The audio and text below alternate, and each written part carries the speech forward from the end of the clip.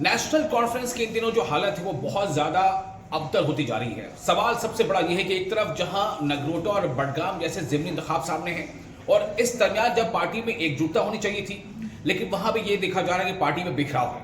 और अब तो लोग ये बातें करने लगे, क्या नेशनल कॉन्फ्रेंस दो धड़े में बढ़ जाएगी? क्या नेशनल कॉन्फ्रेंस में जो दरार पड़ती नजर आ रही है, दरार और गहरी हो जाएगी? दरअसल जिस तरह से लगातार आगा रोहिल्ला जो नेशनल कॉन्फ्रेंस के मेंबर पार्लियामेंट हैं, उन्होंने अपना लगातार जो एक तरह से हमला है वो नेशनल कॉन्फ्रेंस की क़यादत पर और सीधे सीधे यूं कहें तो कहीं ना कहीं उमर अब्दुल्ला पर निशाना साध रखा था। उस पर उमर अब्दुल्ला ने एक ऐसा बयान दिया जिसको लेकर के अब आगा रोहिल्ला ने और ज्यादा सख्त बातें कही हैं।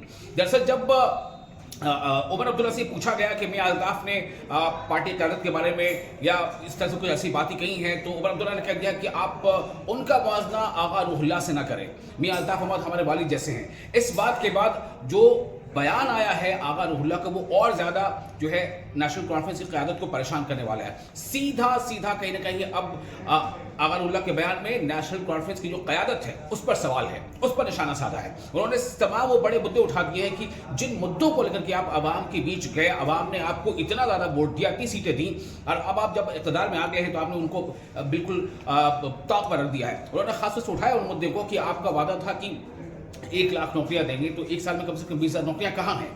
आगा रोहिल्ला ने सवाल उठाया कि 370 वापसी का आपने वादा किया था, उसको लेकर आपकी पार्टी ने क्या कोशिश की है? चूंकि ये हमारे तशक्कुस से जुड़ा है, कश्मीरियों के तशक्कुस से जुड़ा है, ऐसा उनका कहना था। और कई ऐसे मुद्दे थे, जेलों में जो लोग बंद हैं उनको लेकर उन्होंने आवाज़ उठाई है। तो अब ऐसा लग रहा है कि कहीं ना कहीं ये जो आवाज़ है आगा रोहिल्ला मेहदी की और आवाज़ बुलंद होती जा रही है। सवाल सबसे बड़ा ये है कि आखिर ये दरार कहाँ तक गहरी होती जाएगी।